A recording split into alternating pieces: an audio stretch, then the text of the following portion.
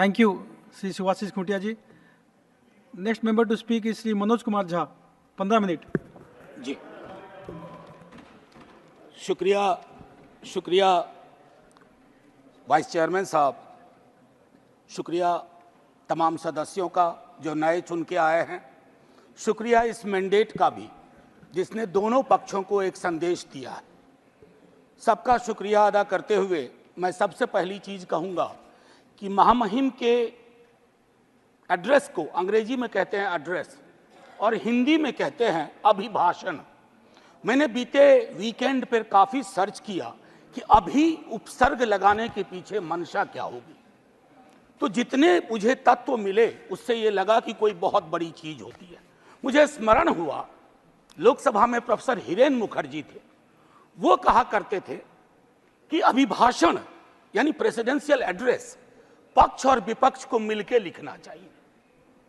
पक्ष सिर्फ अगर लिखता है, या उस वक्त कह रहे थे हिरेन मुखर्जी, तो कोशिश ये होती है कि दृष्टिहीनों को चश्मा पकड़ा दिया जाए।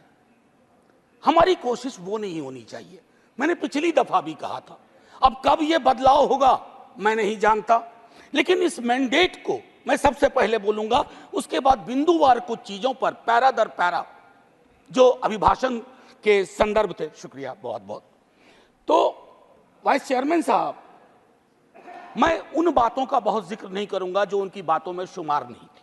अब ये मैंडेट की बहुत चर्चा हो रही है, मैं नहीं जाना चाहता हूं। किसी ने कहा अब की बार फलाना पार चिलाना पार, हमने ये कहा, लेकिन मैंडेट दोनों के लिए एक बात कहता है। उधर मैंडेट कहता है कि मैं मेरा मुझको की सीमा होती है, आत्ममुग्धता की सीमा होती है, व्यक्ति केंद्रित विमर्श की सीमा होती है, लोकतंत्र में सामूहिकता बहाल होनी चाहिए। और हमारे लिए संदेश है कि आपने जो कुछ किया शायद इनफ नहीं था। अगर हम किताब संविधान के हाथ में ले रहे हैं तो इसके पन्ना दर पन्ना, सफा दर सफा, हरफ दर हरफ हमको जीना पड़ेगा, लोगों को भरोसा दिलाना पड़ेगा। लेकिन हाँ, इस मैंडेट की कुछ खूबसूरत चीजें बता रहा हूं। लोकतंत्र में सामूहिकता बहाल हुई। मैंने बीते 10 वर्ष से कान तरस गए थे एनडीए सुनने को। बीते 1 महीना में इतनी बार एनडीए सुना, दिल को बहुत सुकून हुआ। यकीन मानिए, विपक्ष में है, शत्रु नहीं है, लेकिन व्यक्ति केंद्रित विमर्श से यह मैंडेट आपको भी बाहर ले आया, वो बेहद आवश्यक था। दूसरी चीज कहूंगा हल्के लाइटर टोन में, अचानक मुझे लग रहा है कि हमारे प्रिय रक्षा मंत्री जी की जबरदस्त वापसी हुई है। हर मोर्चे पे वो हैं, इससे बात करनी है तो रक्षा मंत्री जी, उससे बात करनी है तो रक्षा मंत्री जी। ये सुखद संकेत है, ये सुखद संकेत है इस लोकतंत्र के लिए। अब माननीय वाइस चेयरमैन साहब, मेरा ये कहना है कि नीट को लेकर के बहुत बात हुई, नहीं बोलूंगा। मैं अलहदा आदमी था जब एनटीए बन रहा था, उस समय वेंकैया नायडू जी थे वहां। मैंने 0 आवर में 3 बार कहा कि इस देश को इस तरह की व्यवस्था परेशान करेगी। ये बीमारी नहीं पालनी चाहिए, 1 नेशन 1 फलाना, 1 नेशन 1 ढिमकाना, 1 नेशन 1 चिल्लाना। काहे को भैया, कहीं ऐसी स्थिति नहीं हो जाए कि 1 नेशन 1 ठेकेदार, 1 नेशन 1 कॉन्ट्रैक्टर। पूरी तरह हुआ नहीं है संजय भाई, होने की संभावना है। अब अभी मैं इसलिए कह रहा हूं कि लोग कहते हैं कि राजनीति मत करो इस पर। मैं पूछना चाहूं कि लोगों की पीड़ा परेशानी, 25-30 लाख युवाओं के सपने तहस नहस हो जाएं, आप विपक्ष से क्या उम्मीद करते हैं? आपकी ऑर्केस्ट्रा में शामिल होकर कहे साहब तेरे सुबह की जय, साहब तेरे शाम की जय। ना, विपक्ष को अपना काम करने दीजिए। अगर आपने ईमानदारी से एनटीए का मूल्यांकन किया होता, आपने क्लीन चिट पहले दिन ना दी होती हड़बड़ी में, आज ये नतीजे ना होते। एक वर्धा विश्वविद्यालय है, मैं आपके माध्यम से कहूं, हमारे माननीय हेल्थ मिनिस्टर और लीडर ऑफ द हाउस है यहाँ। सर, वर्धा यूनिवर्सिटी में बहुत बड़ा फर्जीवाड़ा चल रहा है, जांच करवाइएगा। आप पावरफुल लोग हैं, हमारे पास पावर नहीं है। हम आपसे आग्रह कर सकते हैं, ये आग्रह कर रहा हूं महात्मा गांधी के नाम पर। वो विश्वविद्यालय हो रहा था और गांधी जी के लिए जो चीज त्याज्य थी वो सारी चीजें उस विश्वविद्यालय में हो रही हैं। परसों टिस में क्या हुआ, ये सब चीजें हमें चिंता देनी चाहिए। अरे आज आप सत्ता में हैं, कल को हम सत्ता में होंगे। लेकिन अगर देश के सरोकार ही रुग्णावस्था में चले जाएंगे, बीमार पड़ जाएंगे, तो फिर क्या बात, फिर कौन सी राजनीति, फिर कौन सी समाज नीति। युवाओं के रोजगार पर मैं ज्यादा नहीं बोलना चाहता, बहुत लोग बोले हैं। बिहार से आ रहा हूं सर, पूरे चुनाव बिहार में था। बिहार में हमें भले सीट कमाई हो, लेकिन बिहार के युवा से किसी भी जाति का हो, पूछिए नौकरी, नौकरी मतलब तेजस्वी।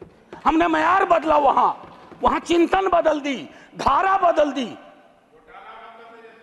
आपकी मर्जी है, कुछ भी कहिए, आप लोग तो जज भी हैं, इन्वेस्टिगेटिव एजेंसी है। मैं हाथ जोड़ के विनती करता हूं, जितनी गालियां मुझको देनी है अपने भाषण में दे लीजिएगा, खूब दीजिए गाली। आदी हो गए हम गाली सुनने के, फिर सुन लेंगे आपसे गाली, लेकिन कुछ बातें रखने दीजिए। NIOS DLED का मसला है, आप ही ने बनाया, आप ही ने उसको डिलेजिटिमाइज कर दिया। भटक रहे हैं हजारों बच्चे, शिक्षा प्रेरक का वही हाल है। तो मैं ये कहना चाहता हूं कि देश में बहुत बुरा हुआ चुनाव के दौर में। भैंस, मंगलसूत्र, मुजरा, टोटी तोड़ ले जाएगा, बिजली काट देगा। सर परेशान हुए हम लोग। मैं चुनाव देख रहा था बैकरूम से, कंप्लेन कर रहा था इलेक्शन कमीशन को, जिसको दाद दी गई है अभिभाषण में।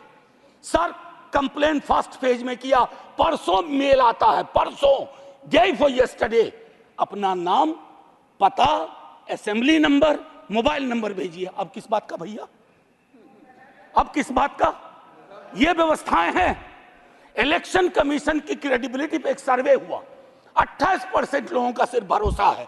इससे ज्यादा भरोसा तो पंचायत वेब सीरीज में फुलेरा के ग्राम प्रधान का है। लोगों को यह सोचना चाहिए। मैं sir mathematical length of tenure के आधार पर नेहरू बनाने की कोशिश हो रही है। Sir mathematical length of tenure से नेहरू नहीं बनता। नेहरू बनता है जो गर्म हवा को पी सके, दूसरे के जख्म को देख करके उस पर मलहम लगाए, जख्म कुरेदे नहीं, जख्म पे नमक ना छिड़के, वो होता है नेहरू। तो सिर्फ मैथमेटिकल इससे। अब सर आपको एक छोटी चीज बताऊं, जातिगत जनगणना की मांग की थी, हमारे जदयू के साथी लोग भी थे, अभी हैं मंत्री जी प्रणाम, हमारे जदयू के साथी लोग भी थे। नीतीश जी, तेजस्वी जी ने मिलकर सर्वेक्षण कराया।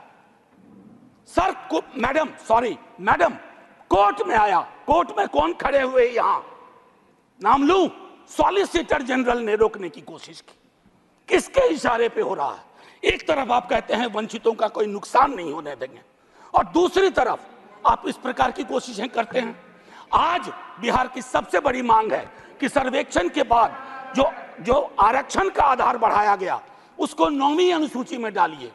अभी पटना उच्च न्यायालय का एक निर्णय आया है, हम इंतजार करते रहे हैं सरकार से, बिहार की सरकार से, कि वो चैलेंज करे इसको, नहीं तो राष्ट्रीय जनता दल पिटीशन लेके जाएगा सुप्रीम कोर्ट। सर आप बोल दीजिएगा, अभी तक गई नहीं है, मुझे भी जानकारी है सर, बहुत फॉलो करता हूं क्लोजली, बहुत क्लोजली फॉलो करता हूं। सर अभी महामहिम ने मेजॉरिटी की बात की, मैं उस पर शुरू में बोल चुका हूं। लेजिस्लेटिव मेजॉरिटी को हमेशा मॉरल मेजॉरिटी के सापेक्ष रखना होगा, मॉरल मेजॉरिटी के सापेक्ष। अगर आप मॉरल मेजॉरिटी से नहीं चलाते हैं तो लेजिस्लेटिव मेजॉरिटी जिस दिन साइकिल पे तीर सवार हुआ ना, ये उड़ जाएगा। साइकिल चुनाव चिन्ह है टीडीपी का, और तीर हमारे रामनाथ भाई का, जनता दल यूनाइटेड का। एनीवे, भाजपा का देखिए, कभी कभी मैंडेट कितना खूबसूरत काम करता है। हम बचपने से बीजेपी को मैं फॉलो कर रहा हूं, सारी पार्टीज को करता हूं, बीजेपी को भी कर रहा हूं। बीजेपी का संकल्प पत्र हुआ करता था, इस बार वो हो गया था मोदी जी की गारंटी। इस डेमोक्रेटाइजेशन का जो मैंडेट है, इससे आपको बहुत बड़ा फायदा है। व्यक्ति के समक्ष कोई भी दल समर्पित ना हो जाए, ये मैं समझता हूं उपलब्धि आप लोगों की भी है जी। आरजेडी गारंटी नहीं लिखती है व्यक्ति की।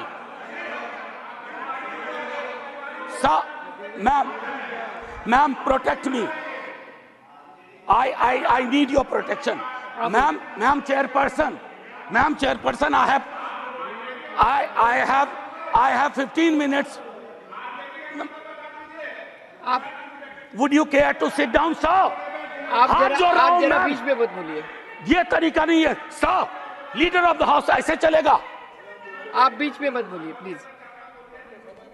मैम, कभी किसी को टोका टोकी नहीं करता हूं, सच चुभने लगता है सर। मैं फिफ्थ पैरा दिखाना चाहता हूं, प्रेसिडेंट के एड्रेस का फिफ्थ पैरा। इसमें कहते हैं ग्रोथ स्टोरी, अच्छा लगता है सुन के। What kind of growth? कैसी प्रगति, कैसा विकास?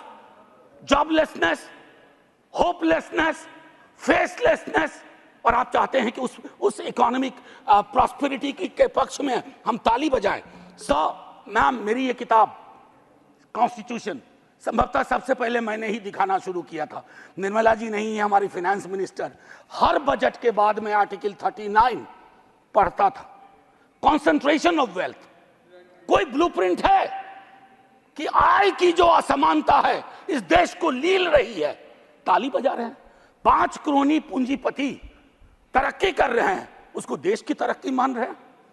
कभी उस युवा से पूछिए वो देश की तरक्की को कैसे देख रहा है, ऐसा जवाब देगा कि मुश्किल पड़ेगा हैंडल करना। मैम, पैरा 16 में बाबा साहब को सेलेक्टिवली कोट किया गया। ये सेलेक्टिव कोट बड़ा परेशानी का चीज है कि आप किसी को सेमीकोलन के बाद कोट कर दें, उसके पहले की बात छोड़ दें। ये इसको हम लोग की भाषा में, एकेडमिक्स में कहते हैं ऑलमोस्ट अकिन टू प्लेजरिज्म। वो किया गया। अब प्रधानमंत्री जी ने चुनाव के वक्त कहा कि एक ही जाति है, वह है गरीबी। सुनने में शायराना लगता है, खूबसूरत लगता है, फिल्मी लगता है, लेकिन ऐसा क्यों है कि जातिगत हिरार्की में नीचे जाते हैं तो गरीबी बढ़ती है, ऊपर जाते हैं तो गरीबी घटती जाती है। अब मैं समझता हूं कि ये एनएफएस, नॉन फाउंड सूटेबल, ये चिंता का विषय है सबको। अभी अनुप्रिया पटेल जी को चिट्ठी लिखनी पड़ी है। मैं बताऊं, ये एक मानसिक रोग है जो नॉन फाउंड सूटेबल करता है विश्वविद्यालयों में। इस मानसिक रोग से डील नहीं किया ना तो हमारी कथनी और करनी में मीलों का फासला होगा। कहा गया पहले की कुछ सरकार अनस्टेबल थी, लेकिन अगर आप प्रो पीपल लेजिस्लेशन का विश्लेषण करें तो सबसे ज्यादा खूबसूरत क्षण सो कॉल्ड कोalition गवर्नमेंट में आई है। और मुझे उम्मीद है कि आपकी इस कोalition गवर्नमेंट को भी उस प्रेशर को समझते हुए प्रो पीपल लेजिस्लेशन पे काम करना पड़ेगा। टू बिगिन विथ, अग्निवीर को सेना में भर्ती को पुरानी तरीके पर लाइए ताकि युवाओं के साथ न्याय हो पाए। मैम, वो मैं बोल चुका हूं। भारतीय न्याय संहिता आज से लागू हो गई, लेकिन हमें याद रखना चाहिए 150 सांसदों के निलंबन के साथ यह पास हुआ है। इसमें कोई चर्चा नहीं हुई। ये एक कदम है पुलिस स्टेट की ओर, एक ऑर्वेलियन स्टेट की ओर। इससे मैं आगाह करता हूं, क्योंकि हमेशा आप वहां नहीं होंगे। जब यहां होंगे तो यही दंड प्रावधान लागू होंगे। मैं और सुनिए, para 26 disruptive forces are conspiring to weaken democracy. महामहिम से कहलवाया गया। ये स्टैन स्वामी कौन थे? कैसे इस दुनिया से गुजर गए? क्यों आज भी उमर खालिद, मीरान हैदर, खालिद सैफी जैसे जवान जो सरकार की आलोचना को देश की आलोचना बना दिया गया।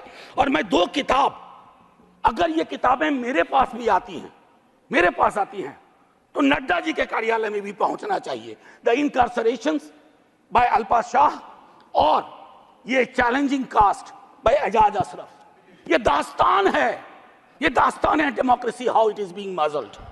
एनीवे, मैम, मैं ज्यादा वक्त लेते हुए नहीं कहूंगा। इमरजेंसी पे बात हुई, मैम वाइस चेयरपर्सन, इमरजेंसी पे बात हुई। सचमुच बहुत बुरा अध्याय था, लेकिन मुझको लगता है कि इंदिरा जी के एडवाइजर बहुत स्मार्ट नहीं थे। आज की तरह के होते ना तो कहते 352 की जरूरत भी नहीं है, ऐसे ही बना देंगे। ये हालात, ये फर्क है। और आखिरी में कहूंगा कि ये जो चुनावी विमर्श है, इसकी वजह से जहर बहुत है समाज में, लिंचिंग चल रही है, लिंचिंग। मैं कितने विजुअल्स बताऊं। आज से 3 दशक पूर्व मुझे स्मरण है,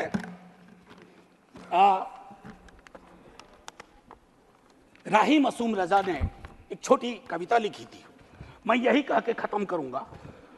उन्होंने एक कविता लिखी थी, वो आधा गांव के लेखक थे, कई लोग उनको महाभारत के लेखक के रूप में जानते हैं।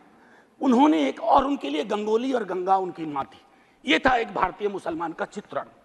उन्होंने लिखा था, मेरा नाम मुसलमानों जैसा है, मुझको कत्ल करो और मेरे घर में आग लगा दो, मेरे उस कमरे को लूटो जिसमें बयानें जाग रही हैं मेरी, और जिसमें मैं तुलसी की रामायण से सरगोशी करके कालिदास के मेघदूत से कहता हूं मेरा भी एक संदेश है।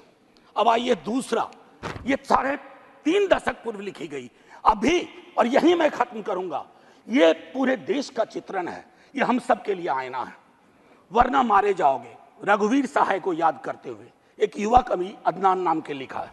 मत भूलो कि तुम मुसलमान हो, बस 30 सेकेंड और लूंगा। मत भूलो कि तुम मुसलमान हो, बस लोगों को छलावा देते रहो कि तुम मुसलमान नहीं हो, वरना मारे जाओगे। राह चलते ख्याल रखो कि कहीं तुम्हारी कमीज से मुसलमान होने की बू तो नहीं आ रही। ख्याल रखो किसी से बहस करते हुए, कुछ बोलते हुए, कुछ करते हुए, यहाँ तक कि हंसते और रोते हुए भी कि कहीं तुम मुसलमान तो नहीं लग रहे हो, वरना मारे जाओगे। ये बात हमेशा याद रखो कि तुम एक मुसलमान हो और तुम मरोगे नहीं, एक दिन मारे जाओगे। विवेकहीनता, तर्कहीनता के समाज को ध्वस्त करिए, आइए हिंदुस्तान बनाए, वो हिंदुस्तान जहां कोई फर्क ना हो, गले लग सकें, ये नहीं कि चुनावी मंच से कुछ, जमीन पे कुछ। जय हिंद मैम, जय Hind. Thank you Shri KR Suresh Reddy.